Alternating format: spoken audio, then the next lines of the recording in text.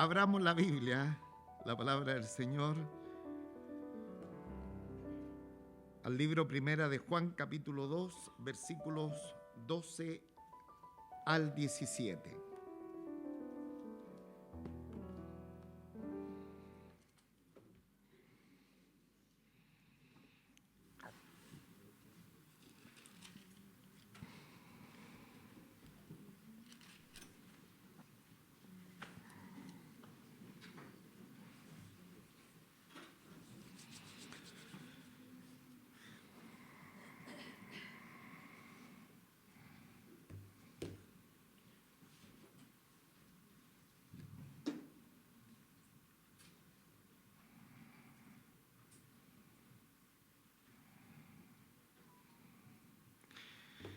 Libro Primera de Juan, capítulo 2, del versículo 12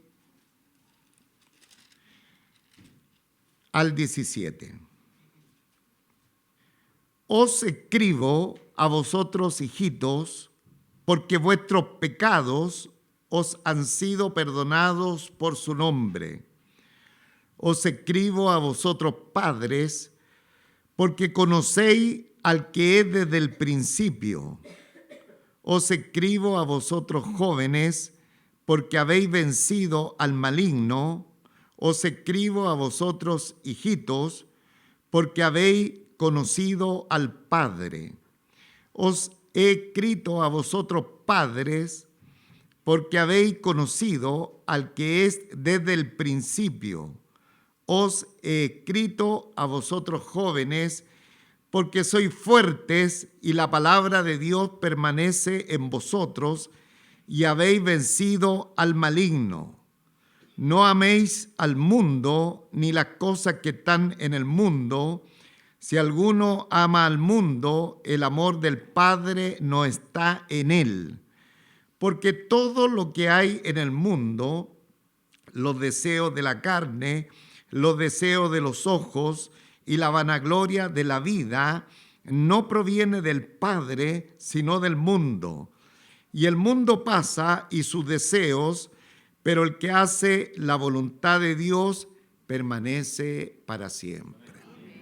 Padre nuestro, gracias te damos por esta oportunidad preciosa de estar enfrente de tu palabra eterna, tu palabra que nos trae vida, que viene a sanarnos en las diferentes áreas de nuestro ser, especialmente espiritual. Muchas gracias por esta tremenda posibilidad de estar con nuestros hermanos para compartirle esta extraordinaria palabra.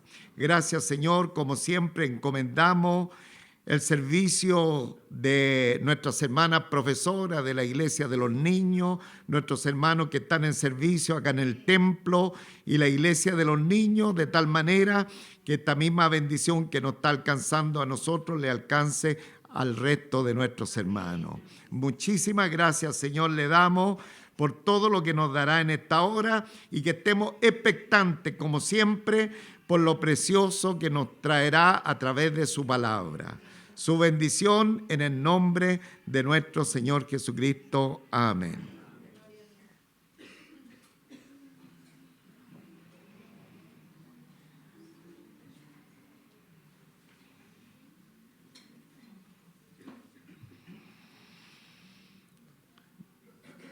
Las 2 semanas anteriores, el apóstol Juan, autor de este libro llamado Primera de Juan, estuvo haciendo unas pruebas a los lectores de la carta, en este caso la iglesia primitiva del primer siglo y también a la iglesia del Señor, que está en todo el mundo, en todos los tiempos, para determinar si la vida que estaban llevando era verdaderamente una vida cristiana. Y aunque estas pruebas, como nosotros las pudimos notar los 2 domingos anteriores, nos servían y eran aplicables para nosotros los creyentes para darnos cuenta si verdaderamente estábamos o estamos en la fe, mayormente era para que los hermanos de la congregación se dieran cuenta cuando hay personas que se infiltran dentro de las congregaciones y definitivamente no son cristianos. Entonces, insisto, la prueba era para que los cristianos certificaran y pudieran afirmar su fe en el Señor, dándose cuenta a través de algunos elementos que si verdaderamente estaban en la fe, pero fundamentalmente para identificar a aquellas personas que de pronto están dentro de las congregaciones, pero que definitivamente no son creyentes. Y si nosotros nos recordamos las pruebas que se colocaron también para identificar la realidad de aquella gente, era la primera de ellas, guardar los mandamientos del Señor; la segunda, guardar su palabra, andar como el Señor anduvo, amar al Señor de todo corazón y también amar a los hermanos. Entonces ahí se dejaban de ver si realmente las personas estaban en la fe. Ahora, la lectura que tenemos hoy día, desde el versículo 12 hasta el versículo 17, el apóstol Juan termina de manera repentina el tema de esta prueba, de esta observancia que los hermanos tenían que hacer a la luz de estas características que definitivamente tenían que estar en los hermanos, en los creyentes. Y el examen lo termina de manera radical en esta porción bíblica, y es porque él no quiere dar la impresión a los hermanos que él está haciendo juicio sobre sus vidas o que está colocando en tela de juicio, valga la redundancia, la fe que ellos están promulgando. Entonces, el apóstol Juan considera no auténtico y legítimo, no a los hermanos de la congregación, sino a esos falsos maestros, a los que estaban infiltrados dentro de la congregación y que ya en aquel momento habían dejado la iglesia del Señor. Entonces, el apóstol no tenía problema con los hermanos, no es que le estaba diciendo ustedes no son cristianos. Entonces, para no dar esa impresión, él cambia radicalmente la prueba. O sea, caduca esta prueba que nosotros estuvimos viendo durante 2 semanas para hacer un paréntesis y expresar lo que implica la posición cristiana de los hermanos a quien dirige la carta. Y aquí vamos a ver a través de estos versículos de la Escritura cómo se va a confirmar la correcta seguridad de la salvación de los creyentes, hermanos, que es algo fundamental, y como he dicho también, ellos iban a reconocer a los que eran falsos. Y los hermanos a quien dirige la carta están disfrutando del perdón, del conocimiento del Señor, del poder del Señor en sus vidas, y además que dentro de su cristiandad se podía dejar de ver fuertemente que ellos eran vencedores en la lucha, en la batalla de la fe. Entonces, el apóstol Juan va a hacer 6 declaraciones acerca de los hermanos y va a dividir a la congregación en 3 grupos. A uno de ellos le llama hijitos, a otro grupo le llama padres y a otro grupo le llama jóvenes. Y cuando se dirige a ellos, a cada grupo se dirige a través de 2 exhortaciones. Ahora, él, cuando hace esta distinción de hijitos, de padre y de jóvenes, no se está refiriendo a edades físicas, sino a diferentes estados de madurez espiritual dentro de la congregación. Porque así como la familia humana, dentro de una familia nuclear establecida, hay diferentes grados de madurez, también dentro de la iglesia del Señor pasa exactamente lo mismo. Hay diferentes tipos de grados de madurez y es la razón que el apóstol va a hacer esta distinción para ubicar a estos segmentos dentro de la Escritura y va a partir con los hijitos. Y ahí nosotros vamos a tener en primer lugar el versículo 12 y después que termine de exhortar el versículo 12, vamos a ir al versículo 13 en la parte C, en la parte final, porque ahí también nos encontramos nuevamente con los hijitos. Entonces, así va a ser la división del sermón. Primero vamos a ver los hijitos, luego veremos los padres y después veremos los jóvenes, para tener una mejor comprensión también del texto bíblico y ver lo que el Señor quiere enseñarnos en esta oportunidad. Dice, os escribo a vosotros, hijitos.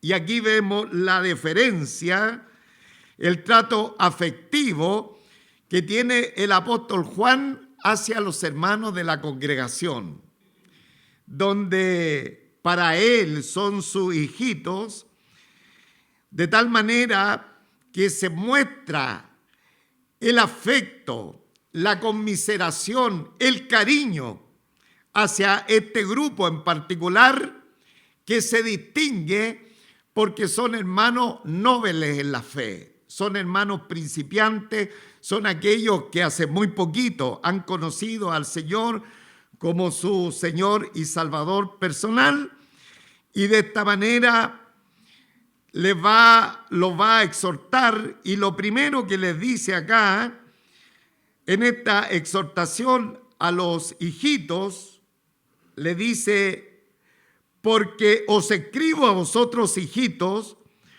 porque vuestros pecados os han sido perdonados. Ahora le escribe porque estos hermanos nobles en la fe son verdaderos creyentes. Recordemos, terminó el examen rápidamente para que los hermanos no se sientan confundidos y digan, bueno, yo soy o no soy cristiano.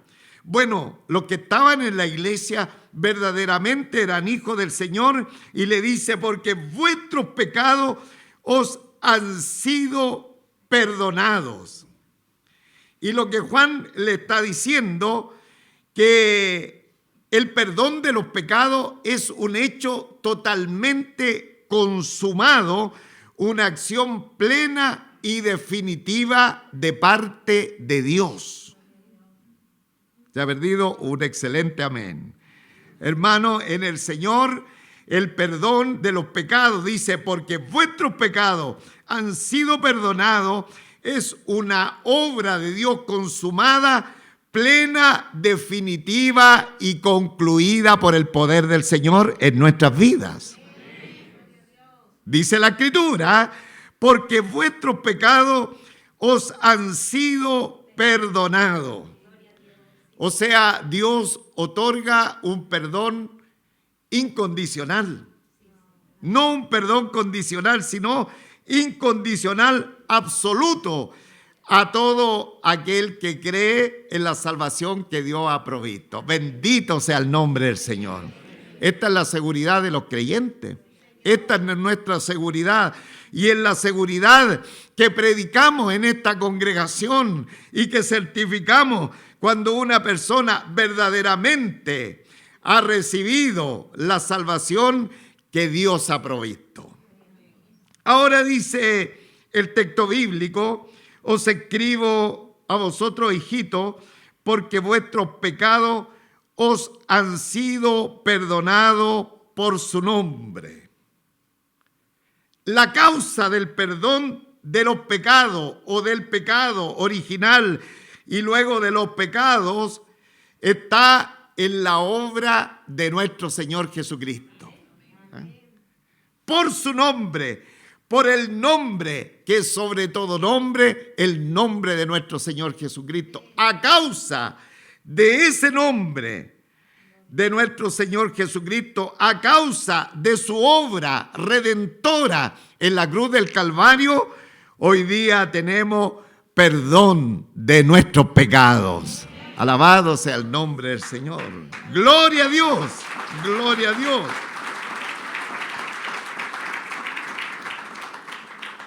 Entonces los hermanos nuevos de la congregación tienen que afirmarse en la fe, tienen que estar seguros, porque lo principal del camino de la fe está resuelto en sus vidas.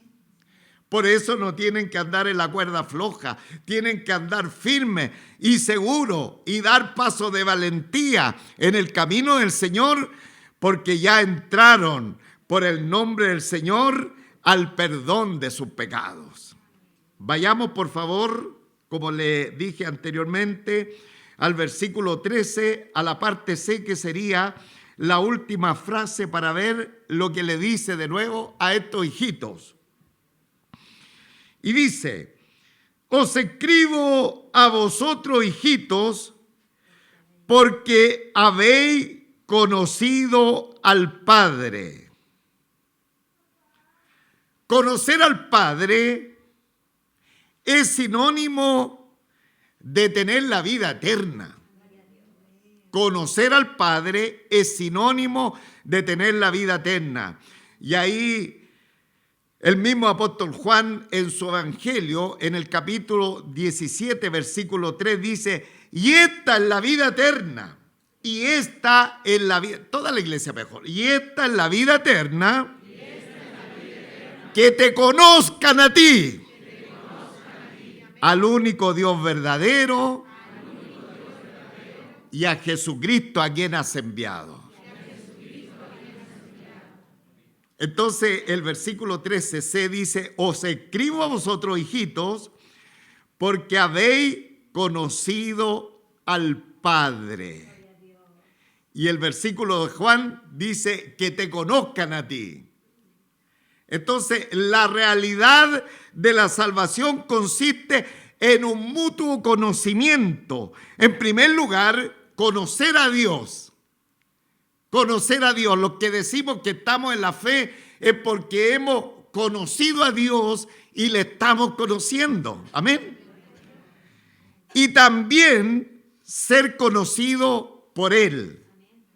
Dice aquí en Juan 1:12, usted de seguro lo sabe este texto bíblico: mas a todos los que le recibieron, toda la iglesia, mas a todos los que le recibieron, a los que creen en su nombre, les dio potestad de ser hechos hijos de Dios. Qué precioso, qué maravilla. Entonces, la realidad de la salvación es un mutuo conocimiento. Conocemos a Dios y Él nos conoce a nosotros, porque un día, por su gracia y favor y misericordia, le hemos recibido en nuestros corazones. Bendito sea el nombre del Señor. Ahora, son hermanos nuevos, son hijitos nuevos en la fe, pero ahora están en esta salvación, son hijos del Señor por adopción. Y un hermano nuevo que está recién en el camino del Señor, rápidamente puede ir en oración a la presencia del Señor y clamar: Abba, Padre. dice la Escritura en Romanos. Dice que puede llamarle, y esta es una distinción que nace de lo más profundo de nuestro corazón, que cuando doblamos nuestras rodillas de nuestro corazón y vamos a la presencia de Él en oración, le podemos decir nuestro Padre Celestial. ¿Ah? Nuestro Padre, nuestro Papito. Bendito sea el nombre del Señor. ¿Cuántos tienen un Padre de gloria? Un Padre excelente. ¿Eh? A los que nos falta nuestro papá, nuestras mamás nos dejaron ya hace algunos años, muchos años, pero aquí tenemos a este Padre que un día nos adoptó y nos metió a su familia para que seamos de su pueblo, de su iglesia amada. Bendito sea el nombre del Señor. Ahora, ya hemos hablado de los hijitos. Vayamos por favor al versículo 13 para hablar en este momento de los padres. Y cuando habla aquí también de los padres, ya si nosotros pudiésemos identificar a los padres, se está refiriendo a los hermanos bien maduros de la congregación, a los hermanos que ya llevan un tiempo amando y sirviendo al Señor. Entonces dice, la referencia a los padres está en el versículo 13, la primera parte, la letra A, como identificamos en esta congregación, y también en el versículo 14, la primera parte. Entonces vayamos por favor al versículo 13. Dice, os escribo a vosotros padres, porque conocéis al que es desde el principio. Y aquí, amado en el Señor, es lo que debe pasar en aquel que verdaderamente ha conocido al Señor. ¿Qué es lo que hay en estos hermanos que llevan más tiempo dentro de la congregación, que son maduros? Es que estos hermanos tienen la experiencia, es una experiencia de hace mucho tiempo.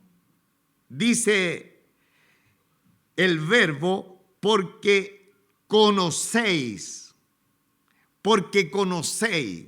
¿Eh? O sea, ha pasado un tiempo bastante importante, pero ellos han progresado en su comunión con el Señor. Cuando estamos en el camino del Señor y hablamos que nuestros primeros discípulos estaban aproximadamente de hace 20 años atrás, ellos ya tienen un tiempo dentro de la congregación, y así otros que han venido atrásito de ellos, implica que a esta altura de su vida cristiana deben tener un progreso por la comunión de este tiempo a la presencia del Señor. Entonces, los padres, dice, os escribo a vosotros padres, porque conocéis. O sea, en el tiempo pasado ustedes conocieron al que era desde el principio, y desde ahí en adelante ustedes han estado firmes en la fe. ¿Eh? Al que es desde el principio. Y también dice este mismo referencia a los padres en el versículo 14, nuevamente insiste, os he escrito a vosotros padres, estoy en el versículo 14, la primera parte, porque habéis conocido al que era desde el principio. El tiempo pasa velozmente. ¿Eh? Es increíble cómo pasa el tiempo, pero para los cristianos, la pasada del tiempo, nosotros encontramos refugio en aquel que es el Dios de la eternidad a la eternidad, dice el Salmo 90, versículos 1 y 2.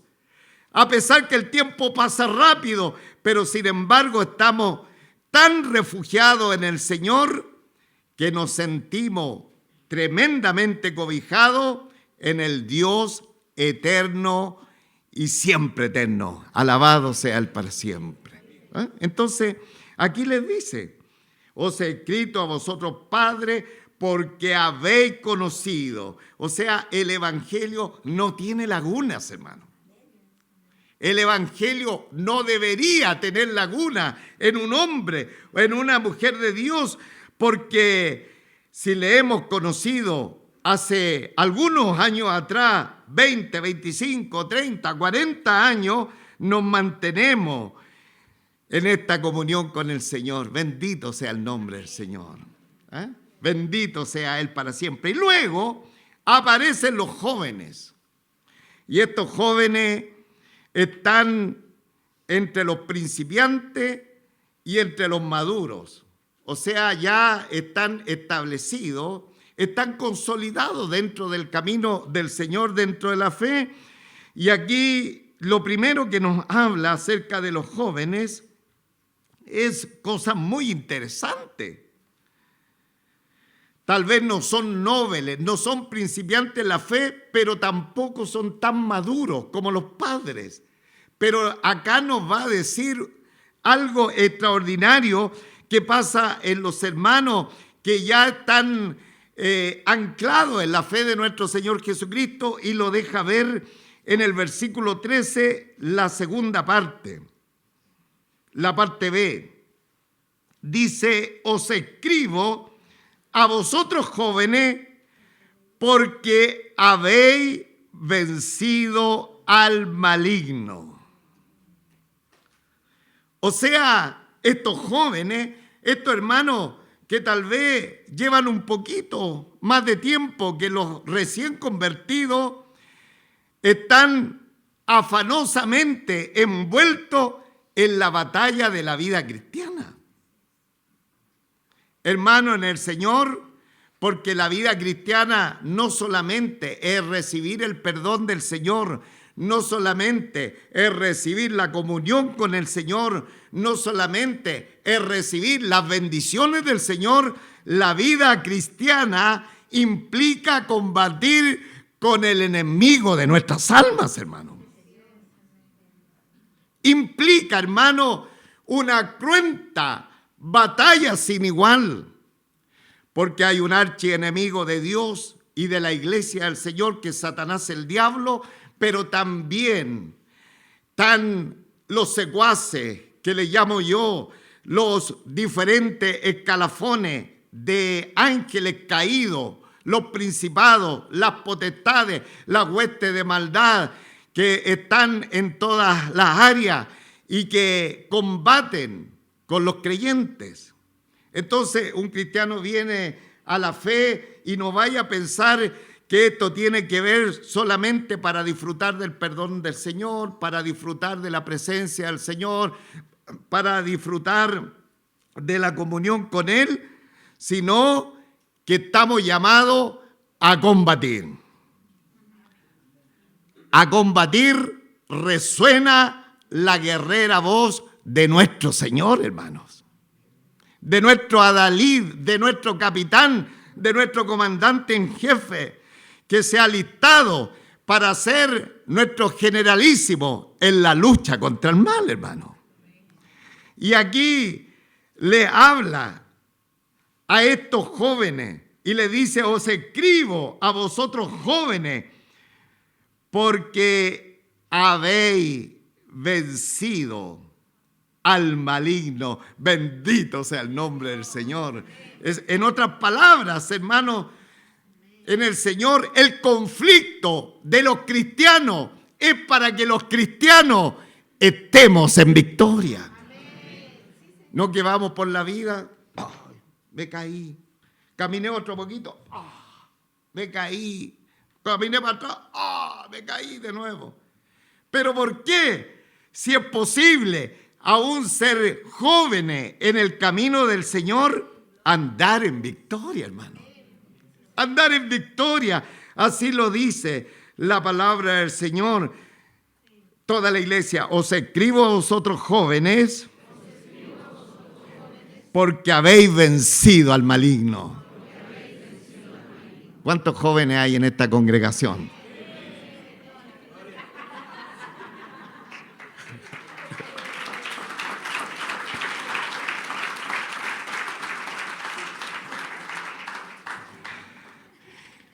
Qué bueno, hermano, qué bueno que se sienta usted joven, que nos sintamos jóvenes, porque, bueno, la Escritura dice, mientras el de afuera se va desgastando, ¿qué le pasa al de adentro?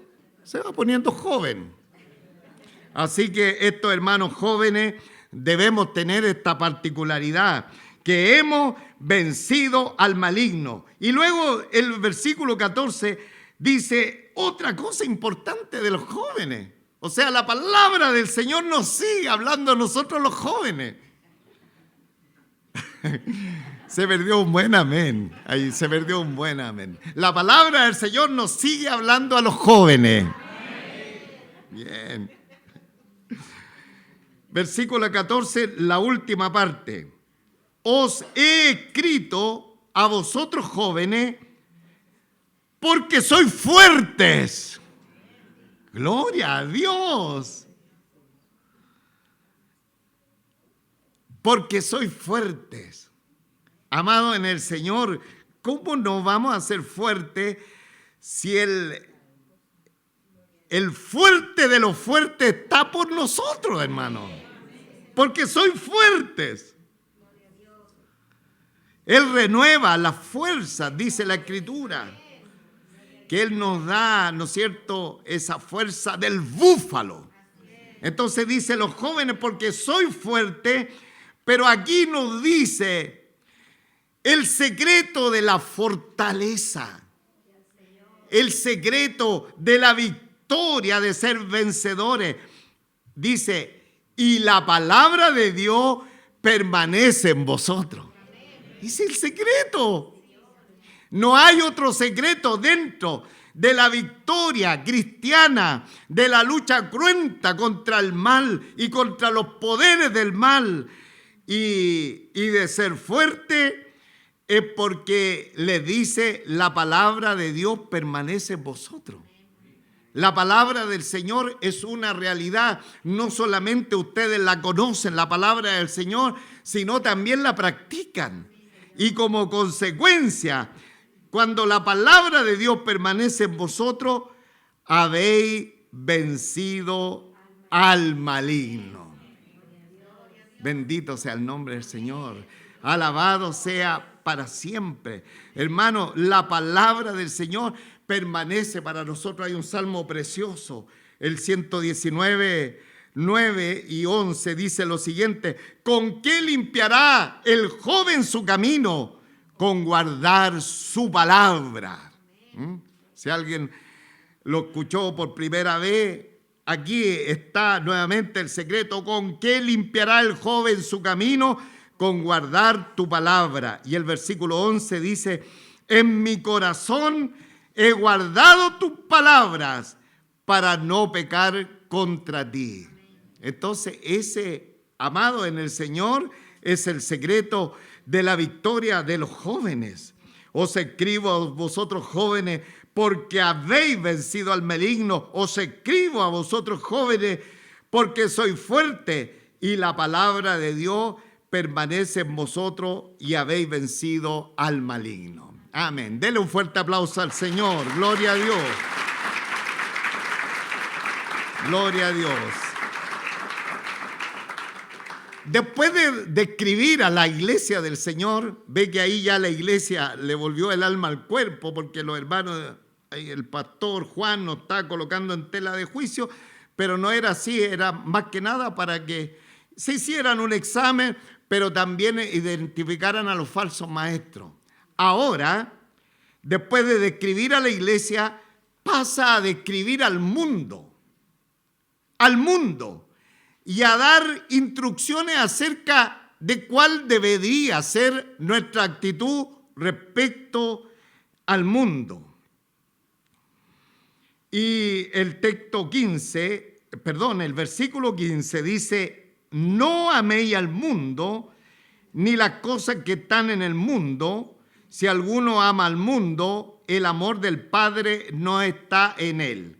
Entonces, lo primero que nosotros encontramos en el versículo 15, un verbo en presente imperativo que dice: no amen al mundo. O sea, tiempo presente. es una exhortación a todos los creyentes para que en nuestro tiempo presente no amen al mundo. Ahora, los cristianos, hermanos, ¿cuántos saben que hemos entrado en una gran herencia por el perdón de los pecados, a una tremenda comunión con el Señor? Y todas las bendiciones que emanan de ser parte de su iglesia, de su pueblo, pero nuestras tentaciones no han terminado. Las tentaciones aún no han terminado. Y aquí, hermanos, empieza este tema que de pronto nosotros, por el hecho de estar en esta sociedad, enfrentamos diferentes tentaciones. Y el Señor podría haber hecho, tal vez si yo hubiera ideado el plan de redención, hubiera dicho ya, a esto lo salvo y me lo llevo de inmediato a mi presencia para que no tengan tentaciones. Pero el Señor nos mandó al mundo, ¿ah? Y nos dejó en medio del mundo. Y en la oración sacerdotal de San Juan 17, el Señor dice, no los quites del mundo, pero guárdalos del mal. Que ellos no se aíslen de la sociedad, porque en medio de la sociedad los cristianos debemos ser sal y luz en medio de la sociedad.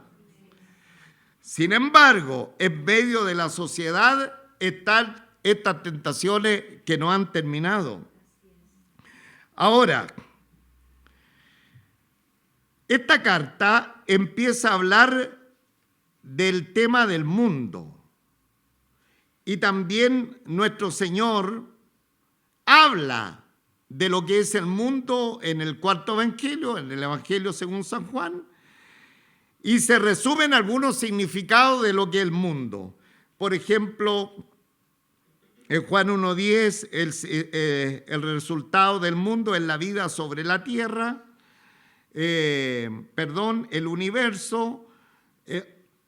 En otro texto bíblico, la vida sobre la tierra, pero cuando se toman todos los textos bíblicos que hablan acerca del mundo, se refiere a la vida de la sociedad humana tal como está organizada bajo el poder del mal, que no toma en cuenta a Dios.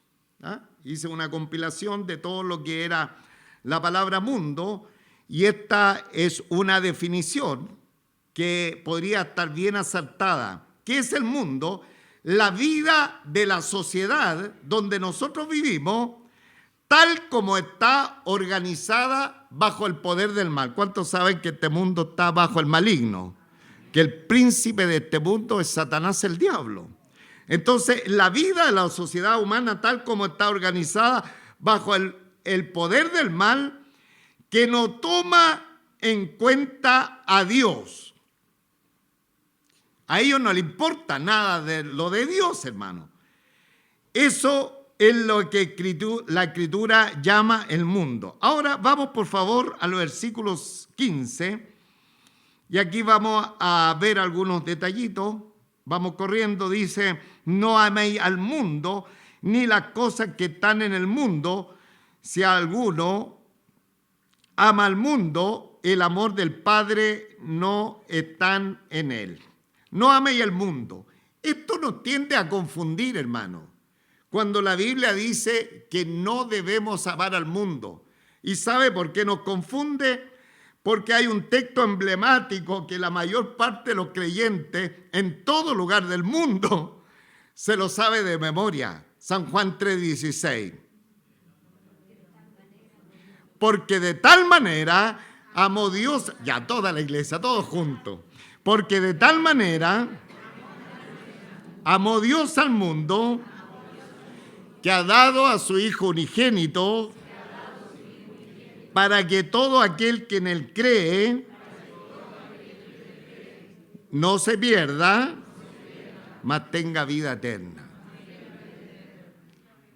Entonces aquí tenemos una complicación.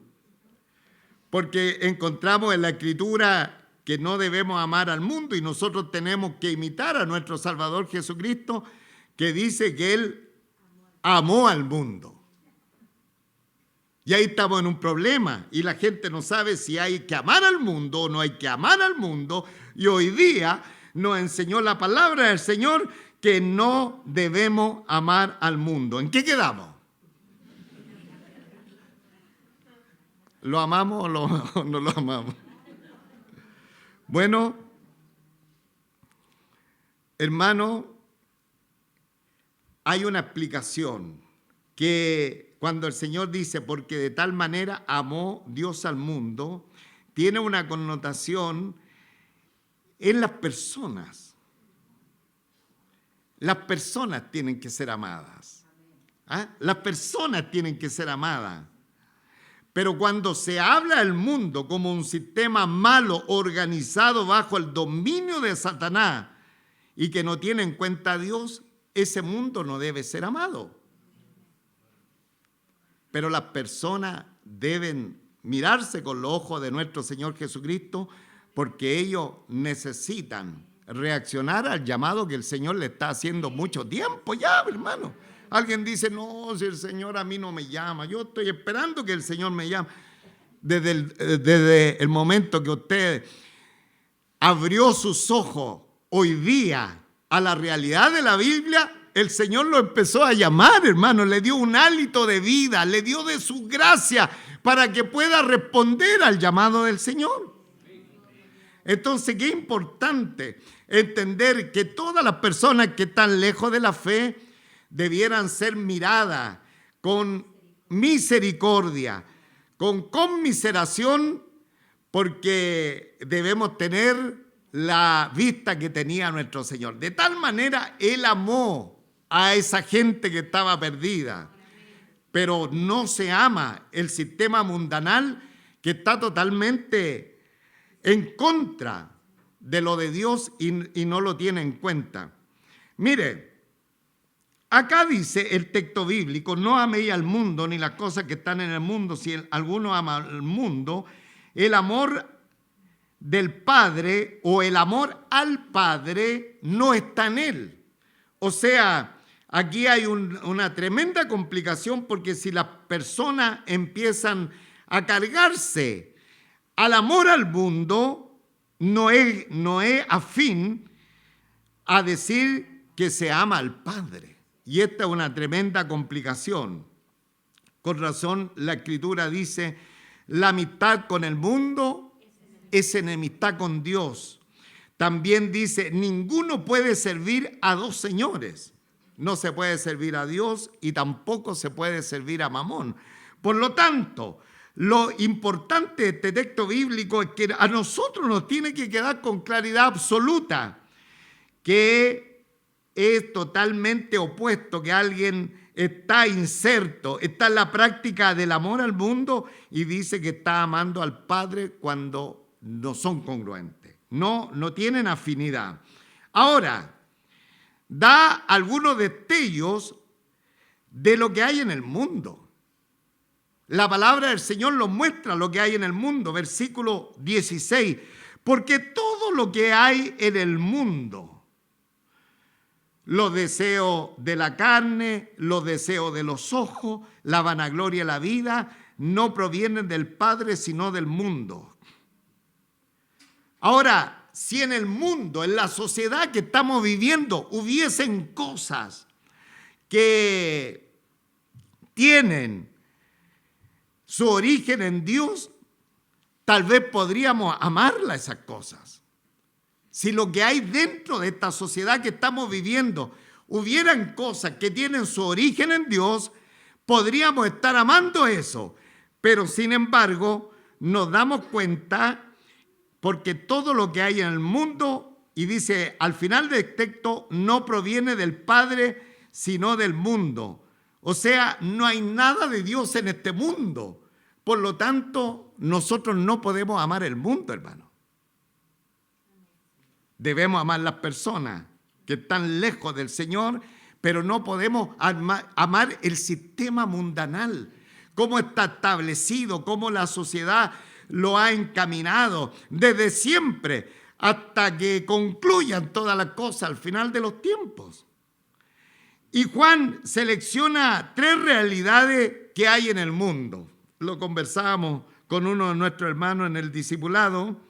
Y acá tenemos los deseos de la carne, los deseos de los ojos y la vanagloria de la vida. Los deseos de la carne son los deseos de la naturaleza caída que está dentro de nosotros, hermanos, como por ejemplo odio, celos, libertinaje, ira, borrachera, ocultismo, inmoralidad sexual, etcétera, etcétera, etcétera. Todas aquellas cosas son los deseos de la carne y de cara a la eternidad no sirven para nada, porque pertenecen al mundo, van a caducar. De hecho, Juan 6:63 dice, el espíritu, el que da vida, la carne para nada aprovecha, porque todo lo del mundo va a fenecer, se va a terminar. Las palabras que yo he hablado son espíritu y son vida. Entonces, la primera realidad que hay en el mundo es los deseos de la carne. Lo segundo, los deseos de los ojos. Son esas vías de tentación que nos asaltan, hermanos, y que vienen a nosotros a través de los ojos y que de pronto quisiera cautivarnos. Cuando observamos cosas exteriormente y las queremos tener sin inquirir, sin averiguar si esas tienen un valor importante en la vida. Y ahí tenemos, por ejemplo, el caso de Eva, que al ver el árbol prohibido, a ella le fue agradable a los ojos, pero ella no hizo una distinción si eso iba a ser bueno o malo. También tenemos la codicia de Acán, cuando Israel, ¿no es cierto?, perdió esa batalla pequeñita y no sabían por qué. Bueno, al final de todo aquello se dio cuenta que Acán había tomado del anatema. ¿Y qué había pasado con Acán? Que él vio un manto babilónico, él vio un manto babilónico y le pareció muy bueno, pero él no tomó las consecuencias, no consideró las consecuencias. Y lo último, como ejemplo, la lujuriosa contemplación de parte de David a Betsabé, en ese momento donde él recibe esa derrota tan importante en su vida que le iba a acompañar hasta el término de sus días. Entonces, qué terribles son los deseos de los ojos, porque cuando no se vislumbra, no se hace, ¿no es cierto?, una observación de lo que puede llevarme a aquello, de pronto las personas van a eso porque lo encuentran agradable, como Eva o como Acán, que era muy bueno el manto babilónico, o como David, que quedó extasiado al mirar a Betsabé, pero la consecuencia a cada uno de ellos fue terrible. Para Eva, ¿no es cierto?, y también compartiendo esa responsabilidad también con Adán, fue la caída del hombre, la entrada del pecado, lo más triste que ha podido entrar dentro de la creación de Dios. Para Acán fue su muerte, y para David y Betsabé todas las conclusiones o todos los resultados que nosotros conocemos. Entonces, hermano, eso hay en el mundo. Y finalmente dice la vanagloria de la vida. La vanagloria, la soberbia, el orgullo, relacionado con las circunstancias externas, la riqueza, la posición, el vestido, lo que tengo, en fin, todo lo que he granjeado en la vida, el deseo de brillar por sobre los demás y mostrarme que yo soy la última Coca-Cola del desierto. Dios tenga misericordia de nuestras vidas. Él tenga misericordia de nosotros, porque estas cosas están acá dentro de la sociedad que nosotros estamos viviendo. Entonces dice, no améis al mundo ni las cosas que están en el mundo. Si alguno ama al mundo, el amor del Padre no está en él, porque todo lo que hay en el mundo, los deseos de la carne, los deseos de los ojos y la vanagloria de la vida, no proviene del Padre, sino del mundo. Y dice, y el mundo pasa y su deseo, pero el que hace la voluntad de Dios permanece para siempre. El mundo pasa. Hermano, las tinieblas ya se están desintegrando. Como aprendimos la semana recién pasada, ¿se recuerda un texto bíblico? Qué precioso es ese texto. Si alguien lo tiene en su mente o en su Biblia, bueno, en la Biblia está, claro que sí. Aquí lo tengo.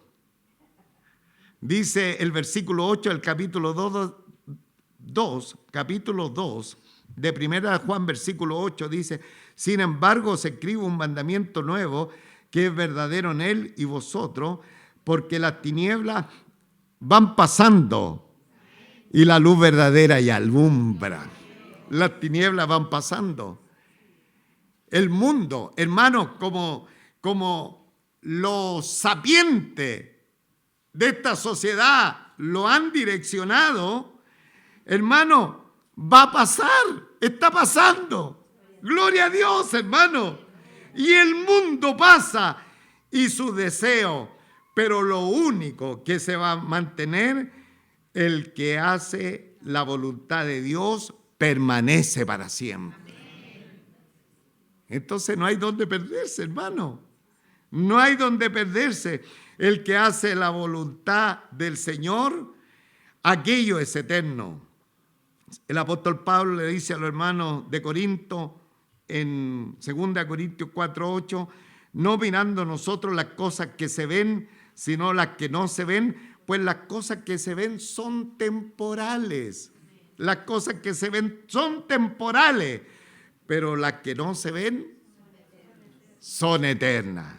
Toda la iglesia, no mirando nosotros las cosas que se ven, sino las que no se ven, pues las cosas que se ven son temporales, pero las que no se ven son eternas. Amén. Que el Señor bendiga su palabra grandemente en cada uno de nuestros corazones. Y estos dos bloques de la Escritura que hemos aprendido, la descripción de la iglesia, qué precioso, hermano, ser descrito por el Señor, lo que Él ha hecho en nuestros corazones y lo que podemos hacer cuando Cristo ya vive en nosotros, de ser más que victoriosos, hermano. Qué linda realidad la descripción de los creyentes, pero la advertencia de la descripción del mundo y nuestra actitud respecto al mundo. Hermanos, estamos en el mundo, pero no somos del mundo. En el mundo tenemos que brillar. Dice un texto bíblico, cuando generalmente se escucha esto, cuando un jovencito va a ir a la universidad y está algo en la fe, está algo en el camino del Señor, dice, no, la universidad se lo va a comer. Ahí me van a meter a mi hijo en una juguera y me van a devolver quizás qué cosa, el mundo. Pero la palabra del Señor, hablándonos acerca de esto, dice que nosotros no nos convirtamos a ellos, sino que ellos se conviertan a nosotros. Esa es nuestra realidad de estar en el mundo, hermano. Esa es la realidad. No que salgamos al mundo y al final estemos haciendo las cosas del mundo, sino que por la gracia del Señor ellos empiecen a ver en nosotros que estamos reflejando la luz de nuestro Señor Jesucristo. Colóquese en pie, por favor, voy a terminar. Voy a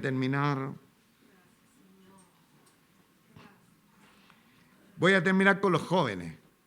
Me encantó los jóvenes. ¿Le gustó a usted los jóvenes? Sí, pastor.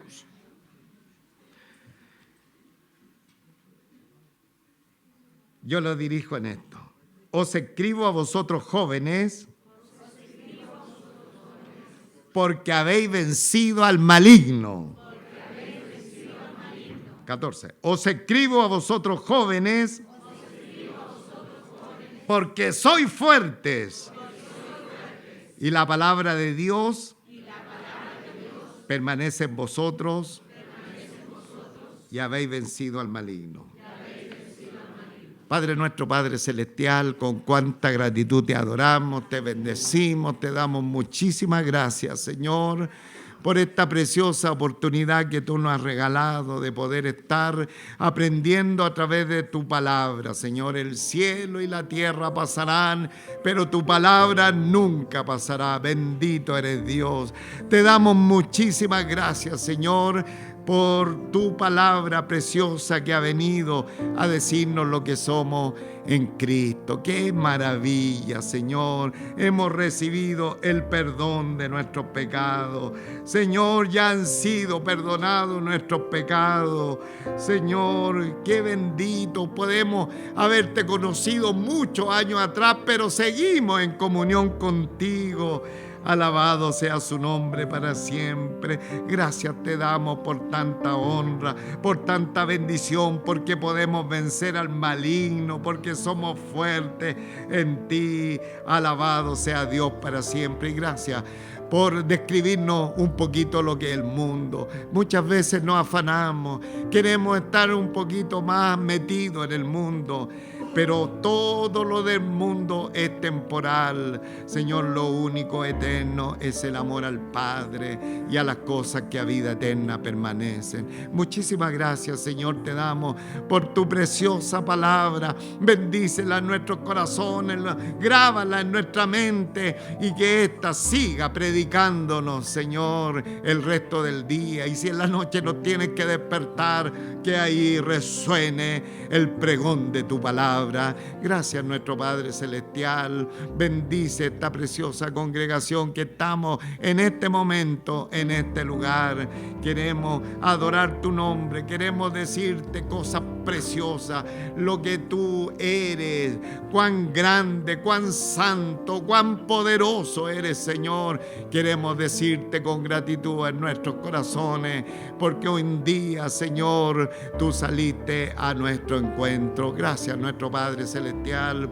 Y como siempre, si hubiese alguien en momento en esta congregación que está con nosotros y aún no conoce a Jesucristo como el Señor de su vida, esta es su oportunidad.